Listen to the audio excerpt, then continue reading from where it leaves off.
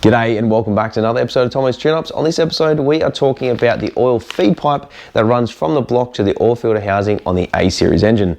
Now A series and A plus do run two different pipes. Not only that, but they also run two different fittings. It is important to make sure you buy the right fittings to suit your engine. Now this is a replacement pipe from the standard steel pipe that goes from the banjo bolt on the engine block down to the oil filter housing. You can buy this in a couple of different means. You can buy the fittings individually, you can buy the pipe individually, or you can buy it as a full kit. This is to suit Grace's 1100 A series engine, and it does come with, in this kit, a new washer as well. It is important to make sure that whenever you are removing the banjo bolt fitting on the block, that you replace the washer that sits there. If not, you do run the risk that it is going to leak.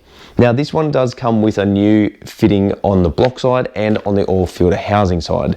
On the oil filter housing side, I would recommend using a bit of thread tape or thread sealant. On the other side, you can just run a little bit of thread tape on the female fitting, which goes on the pipe just here, and then same on the opposite side. You want to make sure that it is nice and firm, as well as using the right application to suit your needs. Now this is a piece of braided pipe that is a good upgrade from the standard steel pipe. There's nothing wrong with the steel one. If you're looking to upgrade, this is a really good braided option in which you can do. If you're running an oil cooler, you do need to run a different type of pipe. So be sure to check out their full range at www.minisport.com.au.